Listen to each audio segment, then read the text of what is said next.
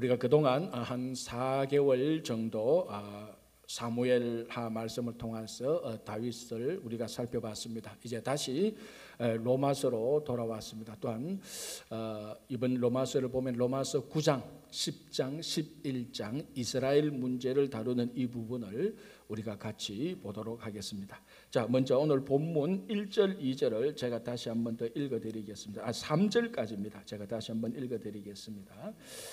내가 그리스도 안에서 참말을 하고 거짓말을 아니하노라. 나에게 큰 근심이 있는 것과 마음에 그치지 않는 고통이 있는 것을 내 양심이 성령 안에서 나와 더불어 증언하노니 나의 형제 곧 골육의 친척을 위하여 내 자신이 저주를 받아 그리스도에게서 끊어질지라도 원하는 바로다. 이게 바울의 개인적인, 정말로 개인적인 자기 자신의 고민과 아픔을 토로하는 것입니다. 자, 바울의 고민이 뭡니까? 자기 동족 이스라엘이 저주를 받아 그리스도의 사랑에서 끊어지는 것입니다. 다시 말하자면은 자기 동족이 예수 그리스도를 믿지 않아서 배반해서 구원의 대열에서 탈락하는 겁니다. 자, 로마서 전체가 어떻게 구성되어 있는가 하면요, 로마서가 1장에서 16장까지 되어 있는데 1장에서 8장까지는 크게 한마디로 말하면 이방인 문제, 무슨 문제하면 이방인이 구원받는 문제, 즉 이방인이라 할지라도 아니 누구든지 예수 그리스도를 믿으면 뭐 또 우리가 또 다르게 표현하면 예수 그리스도를 주님으로 영접하면 누구든지 이방인이라도 아무런 차별 없이 구원을 얻는다는 것이었습니다. 그래서 로마서 1장에서 8장인데 로마서 이제 9장에서 11장은 그럼 이스라엘은 어떻게 되느냐입니다. 지금까지 이방인 이야기를, 이방인의 구원 문제를 다루었다면은 9장, 10장, 11장 이스라엘의 구원 문제를 다루는데 이 사도 바울이 볼 때 자기 동족 이스라엘을 볼 때는 아니 이방인들이 구원을 얻는데 자기 동족 이스라엘은 예수 그리스도를, 예수님을 배반하고 거절하고 오히려 십자가에 못 박도록 내어주었다는 겁니다. 그리고 사도 바울 자기 자신은 이방인의 사도로서 이방인의 구원을 위하여서 온 삶을 헌신하고 있습니다. 그러니까 이 사실이 자기 자신에게도 모순입니다. 그렇지 않습니까? 자기 동족은 지금 예수를 안 믿어서 저주를 받아 그리스도의 사랑에서 끊어지고 있는데 자기는 자기 동족에게 복음을 전하지 않고 이방인의 사도로서 이방인에게 복음을 전하는, 그러니까 진짜로 그리스도 메시아가 이스라엘에게서 났는데 이스라엘은 정작 구원을 받지 못하는 고민, 그리고 또 자기 자신은 자기 동족에다가 포커스를 맞추지 않고 이방인의 구원을 위해서 복음을 전하는 또 이런 고민, 이런 모순점이 자기 안에 있는 그런 고민을 지금 사도 바울이 말하고 있는 것입니다. 이게 뭐 우리가 잘 알듯이 우리 일상적인 말로 하면 이거하고 똑같습니다. 어떤 한 선교사님한테 들었던 얘기인데요. 이제 저 뭐 아프리카 그런 쪽에서 선교를 열심히 하시고 안식년을 받아서 한국에 와서 안식년을 쉬고 다시 또 다른 선교지로 가게 됩니다. 그러니까 자기를 아는 이제 많은 성도들이 나와서 공항에서 배웅하고 이번에도 가서 정말 많은 복음을 전하는 사람들이 많이 위로하고 복음하고 기도해주고 이제 그런 이제 많은 이제 위로를 받고 비행기 안에 탔습니다. 비행기 안에 타서 가만히 생각하니까 이 선교사님은 자기 부모님이 예수를 믿지 않는다는 것입니다. 그게 마음속에 확 이게 고민으로 다가오는 겁니다. 내가 지금 뭘 하고 있지? 내가 지금 어디로 가고 있지? 나는 정말 생면부지의 사람에게 낯선 땅에 가서 내 삶을 다 바쳐서 복음을 전하려고 하는데 정작 우리 부모님은 아직 교회도 다니지 않고 예수님을 믿지도 않는데 내가 지금 당장 비행기에서 내려서 우리 부모님부터 예수를 믿게 해야 되는 건 아니냐, 그런 고민이 있었다는 글을 본 적이 있습니다. 지금 사도 바울의 고민이 그거하고 똑같습니다. 자기 동족은 지금 그리스도의 이 사랑에서 막 끊어지고 있는데 자기 자신은 지금 어떻게 하고, 자기 자신은 이방인의 사도로서 온갖 수모와 고난을 다 당하면서 이방인에게 복음을 전하는 그런 고민이 나타나 있는 것입니다. 자, 이 고민에 대해서 사도 바울은 이 고민이 어떤 아픈 열정으로 다가오는가 하면 다시 한번 읽어드리겠습니다. 이렇게 되어 있습니다. 나의 형제 곧 골육의 친척을 위하여 내 자신이 저주를 받아 그리스도에게서 끊어질지라도 원하는 바라다. 자, 이게 무슨 말인가 하면은 약간만 풀었으면은 우리 지금 동족 이스라엘이 그리스도를 예수님을 그리스도로 메시아로 믿지 않아서 그리스도의 사랑에서 끊어지고 지금 구원을 받지 못하고 있는데, 차라리 우리 동족이 이스라엘이 예수 그리스도를 믿어서 구원을 받는다면은 내가 저주를 받아서 그리스도의 사랑에서 끊어져서 내가 대신 지옥 가겠다는 겁니다. 쉽게 말해서 우리 동족이 구원을 받는다면, 그것만 받는다면 나는 내가 저주를 받아. 이게 가장 성도가 사용할 수 있는 가장 부정적인 언어가 저주라는 말입니다.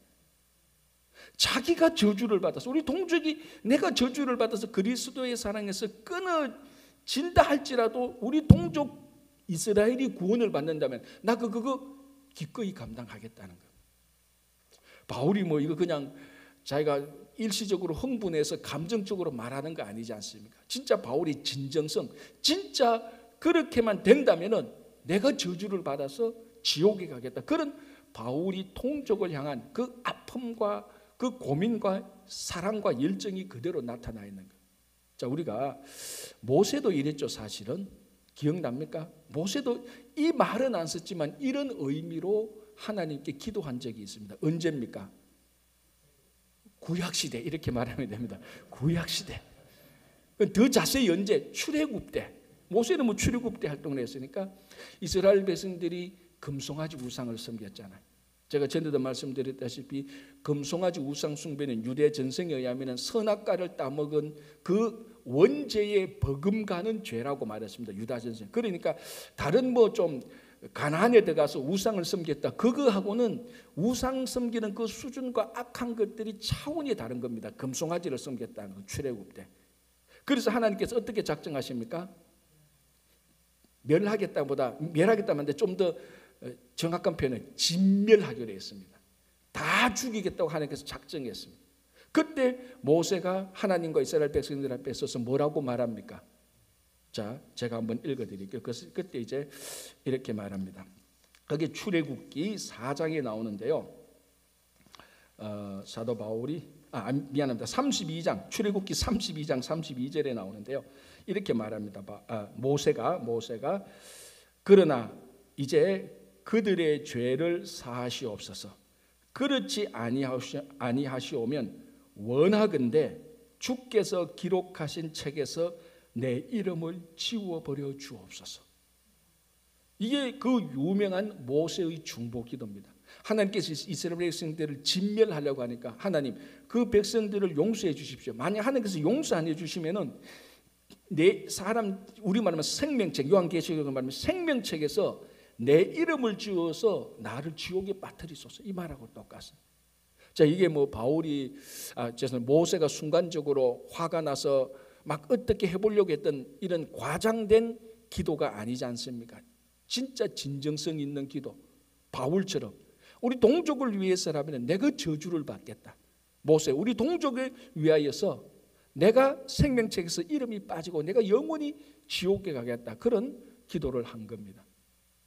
여러분, 한 사람의 위대함은 그 사람이 얼마나 출세했느냐, 성공했느냐, 권력을 가지고 권세를 가졌느냐, 그거 가지고 우리 성경에서는 그 사람이 위대한 사람이라고 절대로 말하지 않습니다. 자, 성경에 보면요, 이방 제국의 황제들이 많이 등장합니다. 그러나 성경에서는 단 한 번도 그런 이방 제국의 황제들을, 왕의 자리에 있는 권세와 권력과 정말 출세하고 성공했는 사람을 위대하다고 말하지 않습니다.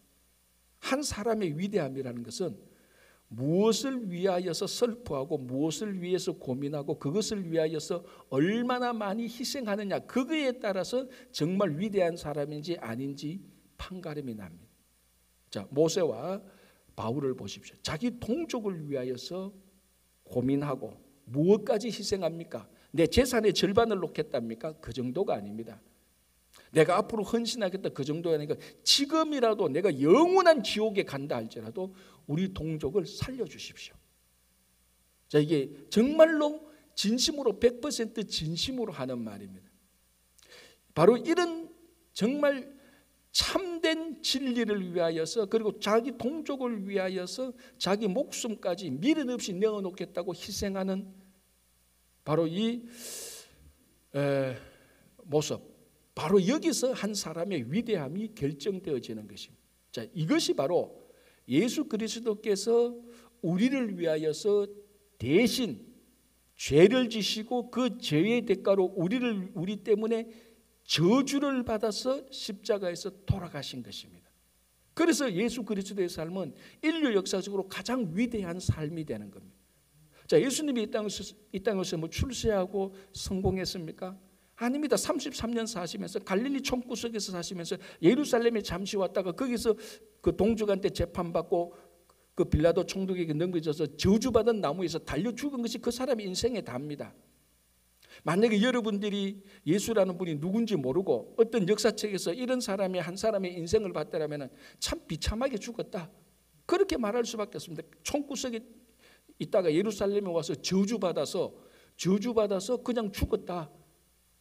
정말 별 볼 일 없는 죽음입니다. 그러나 자기 자신이 인류를 위하여서 자기 자신이 저주를 받아서 자기 목숨을 온전히 내어줌. 어떤 성공과 출세와 권력도 없었지만은 그 희생의 대가가 위대했기 때문에 온 인류가 그분의 삶을 위대하다고 인정하는 것밖에 없습니다. 자, 우리들은 무엇을 고민하고 무엇을 슬퍼하고 무엇 때문에 아파합니까? 당연히 우리가 이민의 삶을 살면서 가족 문제, 건강 문제, 재산 문제, 인간관계 문제, 신분과 지위 이런 것 때문에 아파하고 고민합니다. 이게 잘못된 거 아니죠. 이게 우리들의 현실적인 삶의 모습입니다. 충분히 우리는 그걸 가지고 기도를 하고 그것 때문에 아파하고 고민합니다. 그러나 이 지금 방금 말했던 이런 고민과 아픔은 세상 사람들도 똑같이 하는 것입니다.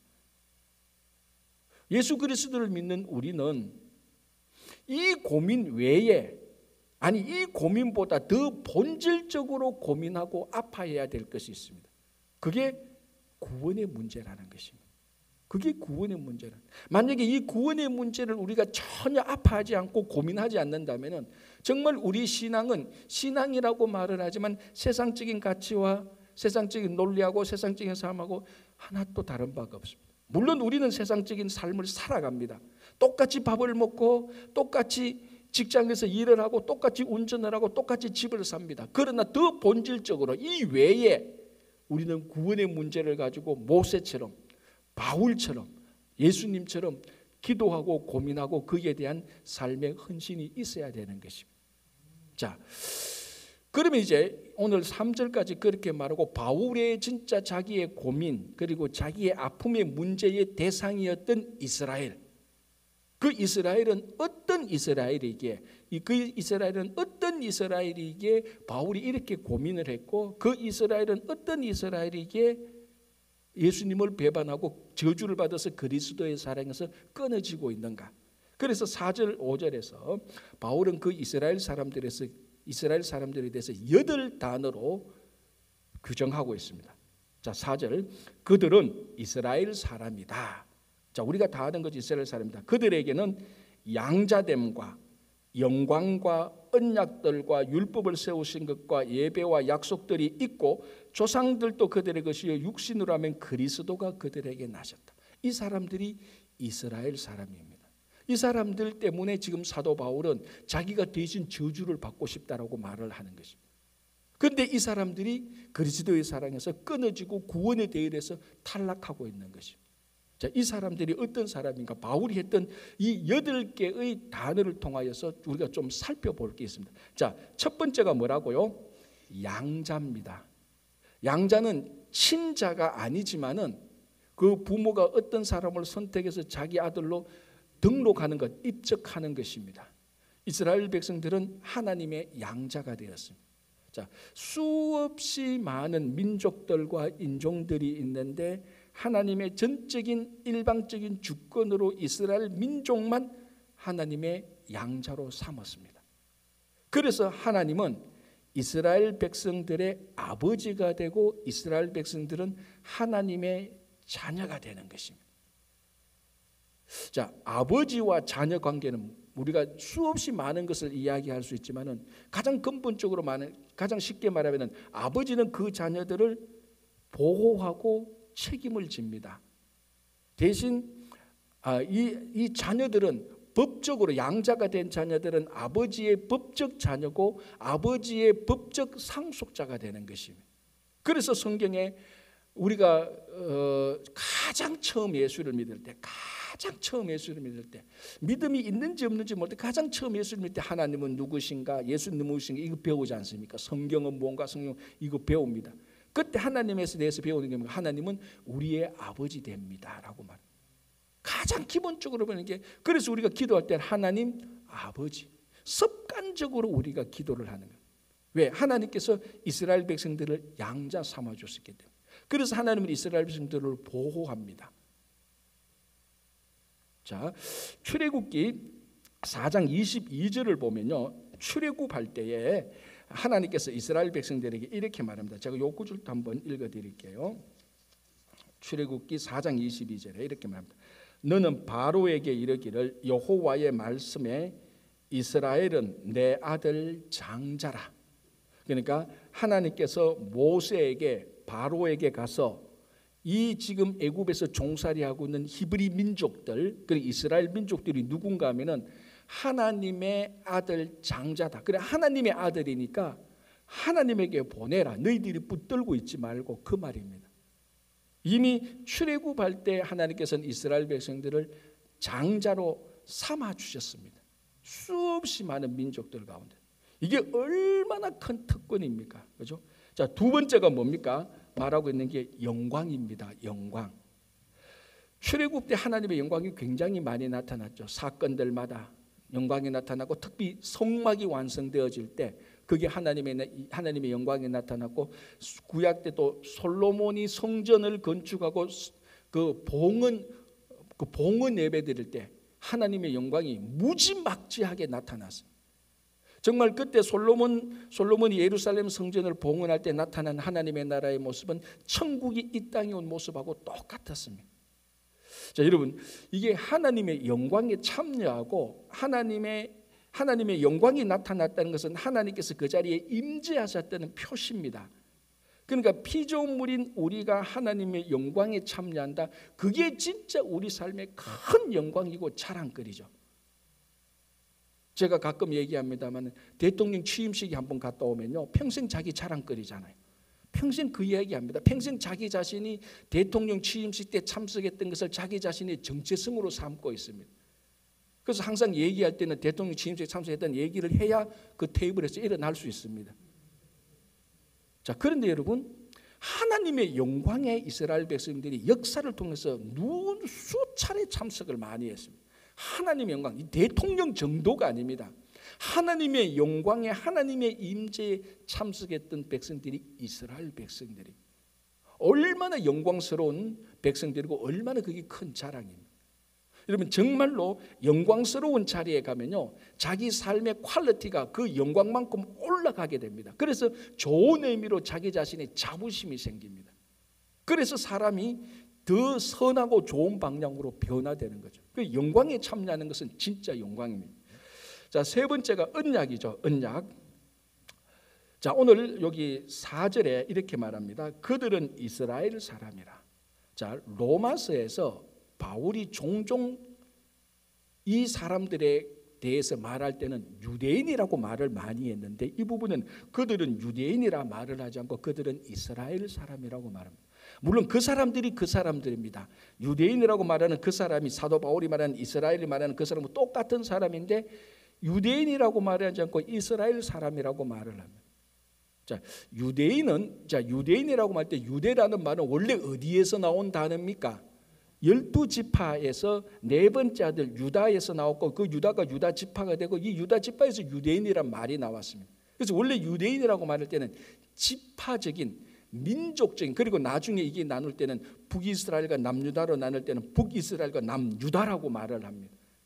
그래서 이 유다라는, 원래 유대인이라고 말하는 유다가 한 사람의 이름으로부터 지파로, 나중에는 국가를 말하는 사람이 호칭이 됩니다. 유대인이라는 것은. 그러니까 민족적인, 지파적인 성격이 있는데, 이스라엘은, 물론 지금 이스라엘의 국가 이름이지만 원래 이스라엘은 야곱의 이름이지 않습니까? 야곱을 하나님께서 이스라엘로 바꾸어 준 겁니다. 유대인이란 말은 바꾸어진 이름이 아닙니다. 그 의미가 그때 따라서 약간 변경된 거지. 그래서 이 이스라엘이라는 이름 자체 속에서 하나님께서 너 이제 야곱 하지 마라. 야곱의 원뜻이 뭡니까? 속이는 자 아닙니까? 너 이제 속이는 자 하지 마라. 하나님과 겨루어서 이겼다는 이 이름으로 가라. 하나님께서 이 이스라엘이라는 이름으로 바꾸어 준 데는 하나님께서 이스라엘과 함께 하겠다는 언약적인 의미가 들어가 있는 것입니다. 이 이스라엘이라는 말 속에. 그리고 하나님께서 이스라엘 백성들을 사랑하고 돌보시는 가장 중요한 원천 가운데 하나가 뭔가 하면 하나님께서 이스라엘 백성들과 언약을 맺었기 때문에 그 언약에 기초하여서 하나님께서 이스라엘 백성들을 돌봅니다. 자, 우리가 가장 잘 아는 거, 우리가 앞에서 그 다윗 살펴봤지 않습니까? 다윗과 요나단이 언약을 맺었지 않습니까? 다윗이 왜 요나단의 아들 모비보셋을 왜 돌보아 줍니까? 요나단과 맺었던 언약 때문에, 다른 이유가 없습니다. 요나단과 맺었던 언약 때문에 모비보셋을 살펴주고, 정말은 정작은 죽여야 될 반역자의 손자인데도 살려서 왕자처럼 대우해 줍니다. 왜? 언약 때문에. 그래서 이 하나님께 이스라엘 백성들이 하나님과 언약을 맺었다는 것은 정말로 어마어마한 영원한 복을 받은 것하고 마찬가지입니다. 자, 그리고 네 번째가 율법입니다. 하나님의 말씀이죠. 앞에서 우리가 거전에 앞에서 봤는데 로마서 3장 1절 2절을 보면은 사도 바울이 스스로 묻고 대답합니다. 무슨 대답인가 하면 그러면 유대인의 나음이 뭐냐?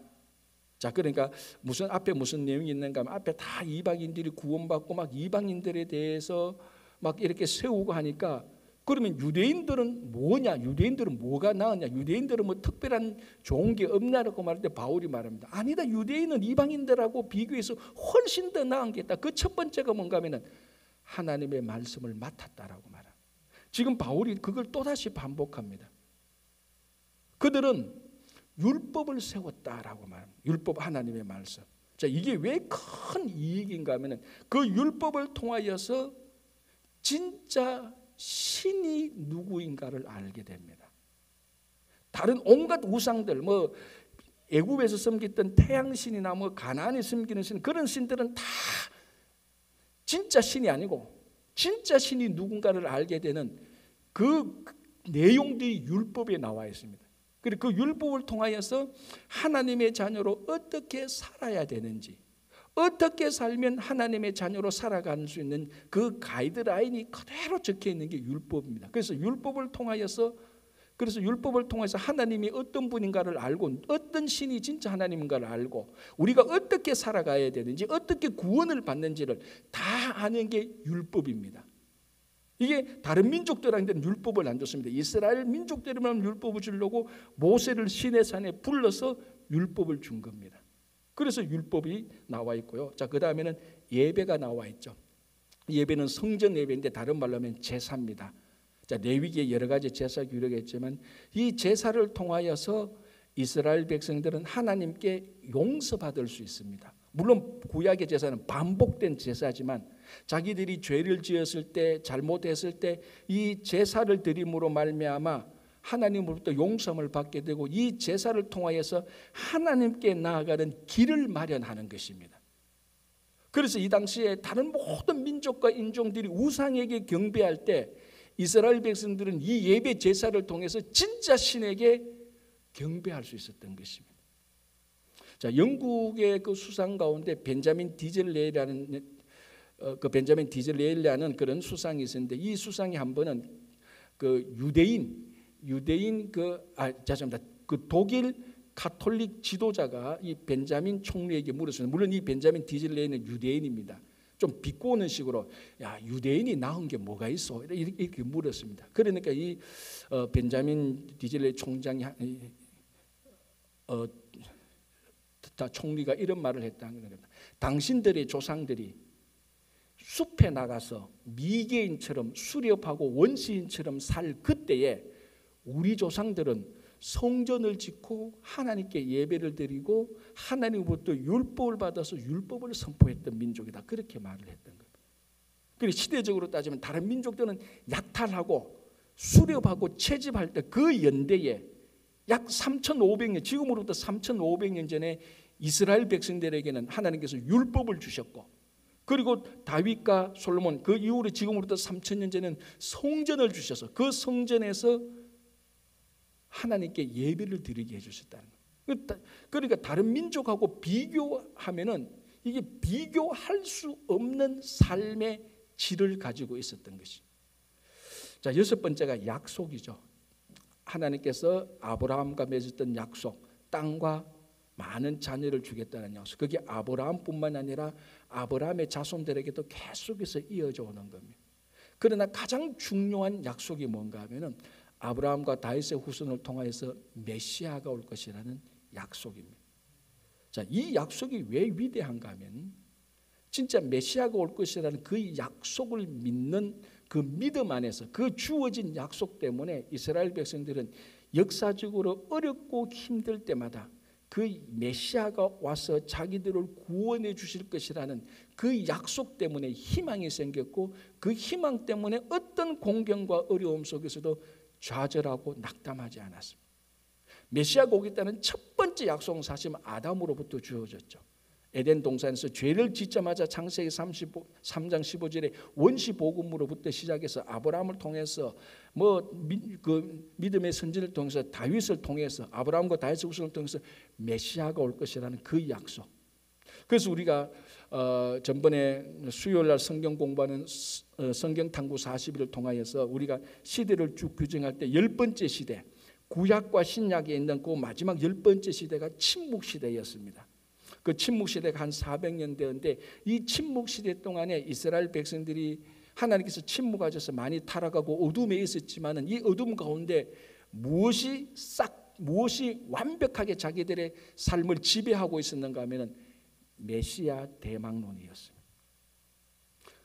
이 메시아를 기다리는 마음. 그래서 로마 제국 그리고 그 당시에 페르시아가 자기들을 다스리고 그 다음에 헬라가 다스리고 그 다음 로마가 다스리고 수없이 많은 강대국에 의하여서 피해를 당하고 고통을 당하고 고난을 당하고 환난을 당해도 이 백성들은 절망하지 않았습니다. 왜? 메시아가 올 것이라는 약속이 있었기 때문에. 우리가 지금 어려움을 당하고 수없이 눈물을 흘린다 할지라도 이 모든 것이 메시아가 오시면 일거에 다 정리되는 그 메시아 오시는 약속 때문에 희망이 사라지지 않았어요. 그래서 어떤 고난과 환난 속에서 자기들은 살아남을 수가 있었던 것입니다. 자, 여기 여섯 번째, 일곱 번째는 뭔가 하면 이렇게 되어 있습니다. 5절에 조상들도 그들의 것이다. 자, 이게 무슨 말인가? 자, 이 이스라엘 백성들에게 수없이 많은 위대한 믿음의 선진들 조상들이 있습니다. 그 조상들로부터 좋은 믿음의 영향을 받게 되는 겁니다. 자, 간략하게 보면요, 아브라함을 통하여서 믿음이 뭔가를 알게 되는 겁니다. 야곱을 통하여서 끝까지 하나님께 매달리는 것. 요셉을 통하여서는 억울하고 정말 힘든 가운데서도 하나님의 역사와 섭리를 배우게 되는 겁니다. 모세를 통해서 신앙적인 리더십이 무엇인지, 이스라엘 백성들을 구원하는 것이 무엇인지를 알게 되고, 룻을 통하여서 이방인이지만 하나님을 선택하는 것을 알게 되고, 다윗을 통해서 회개를 알게 되고 하나님의 마음에 합한다는 것을 알게 되는 것이에요. 그리고 다니엘을 통하여서 기도하는 것이 무엇인지, 비록 사자굴 속에 들어간다 할지라도 하나님께서 건지신다는 그런 믿음의 좋은 선진들로 말미암아 자기 믿음의 덕을 쌓을 수 있는 좋은 조상들이 그들에게 있었습니다. 자, 마지막이 뭡니까? 이렇게 되어 있습니다. 육신으로 하면 그리스도가 그들에게 나셨으니. 이게 여덟 번째 복인데 앞에 모든 복을 다 뛰어넘는 하나님께서 이스라엘 백성들에게 주었던 엄청난 특권 중에 특권의 결정판이 그 이스라엘 자손을 통하여서 육신으로 이스라엘 자손에게 예수 그리스도가 나게 한 것입니다. 그래서 어떤 민족보다 정말 이거는 인종적으로 민족적으로 보다 정말 복된 민족이 되는 특권 중에 특권입니다. 자, 바울이 지금 자기가 고민하고 자기가 저주를 받아서 죽을지언정 살리고 싶은 자기 동족 이스라엘에 대해서 8가지를 말했는데 이 8가지가 전부 다 특권입니다. 특권. 하나님으로부터 받은 특권. 특혜, 일방적인 하나님의 은혜입니다. 자, 그런데 왜 이 이스라엘이 그리스도의 사랑에서 끊어지고 구원의 대열에서 이탈하고 있습니까? 그게 바울이 안타깝다는. 자, 그러면은 이런 특권을 받았던 이 8개 가운데 한 개만, 하나의 특권만 받아도 어마어마한 특권인데, 이런 걸 8개나 받은 이스라엘 민족이, 다른 민족들은 다 그리스도를 배신해도, 메시아를 다 배신해도 8가지 특권을 받은 이스라엘 민족만은 메시아를 환영하고 알아보고 믿고 구원의 대열에 참여해야 될 이 사람들이 왜 완전히 정반대로 이스라엘 사람들이 구원의 대열에서 탈락하고 있는지, 왜 그리스도를 배반하고 거절했는가? 그게 바울의 고민이었고 그게 바울의 아픔이었습니다. 그래서 바울이 이스라엘 민족들을 쭉 지금 살펴보고 있는 겁니다. 왜 그랬을까요? 자, 여기는 약간 설명이 필요한데, 자, 제가 한번 설명을 해볼게요. 이 8가지 단어들을 보십시오. 우리가 양자 되는 것과 뭐 율법을 세우는 것과 영광과 그리고 뭐 언약과 약속과 예배와 뭐 조상들과 그리스도, 이런 8가지 단어들을 쭉 정리해 보면 2가지가 보입니다. 첫 번째 뭐가 보이는가 하면 이 8가지 단어들을 이래 연결하든 저렇게 연결하든 쭉 나열해 보면 이스라엘 역사가 보입니다. 이게 하나님이, 주어는 하나님, 대상은 이스라엘, 하나님이 이스라엘 백성들에게 어떻게 어떻게 해 주었는가가 이 8가지 단어로 이스라엘 역사가 다 보입니다. 두 번째, 이 8가지 단어를 통하여서 하나님께서 얼마나 이스라엘을 사랑했는지, 하나님께서 그래서 그 사랑으로 이스라엘 백성들에게 얼마나 많은 특권과 호의를 베풀었는지 이 8가지 단어를 통해서 다 알 수 있습니다. 그런데 성경을 보면은 이 8가지 단어를 정확히 쓰지는 않지만 이 8가지 단어에 나온 내용들이 다 포함된 이스라엘 역사, 그리고 이스라엘 역사를 통해서 하나님께서 이스라엘 백성들을 얼마나 사랑했는가를 보여주는 이스라엘 역사, 하나님의 사랑을 선포했던 사람이 있습니다. 누굴까요? 그게 성경을 많이 아는 겁니다. 스데반입니다.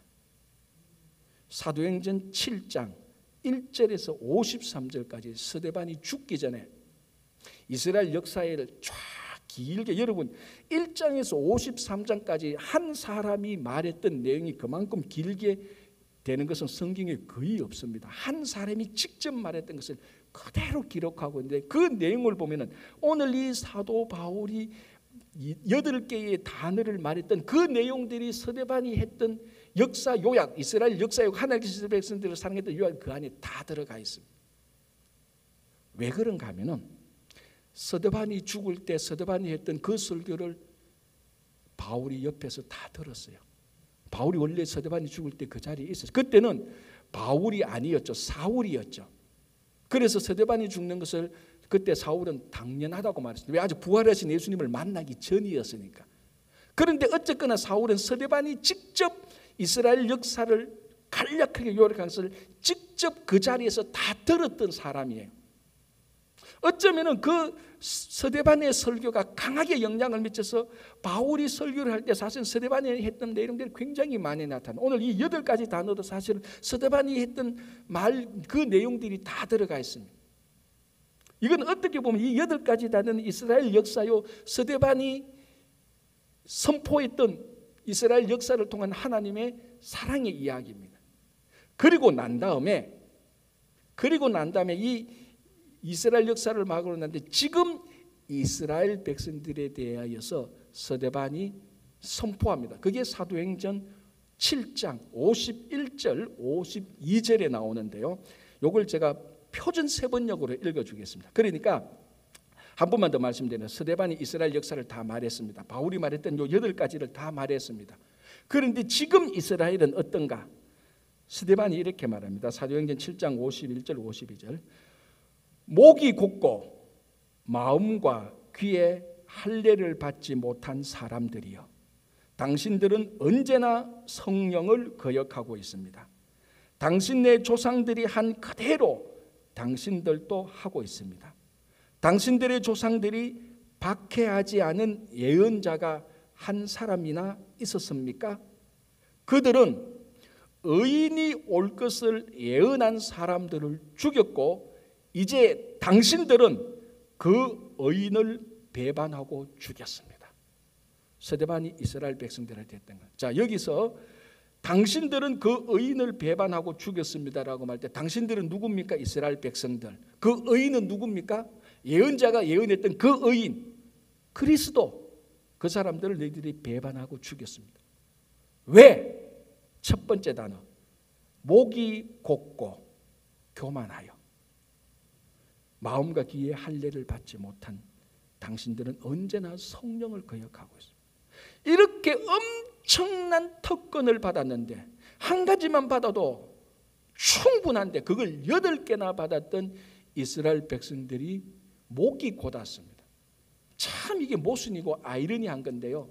왜 목이 곧았는가 하면은 우리가 지난주에도 다윗의 인구조사 때도 말했습니다. 다윗의 인구조사를 하면서 자기가 교만하고 과시했던 이유는 하나님께서 주신 막강한 군사력 때문이라고 그랬습니다.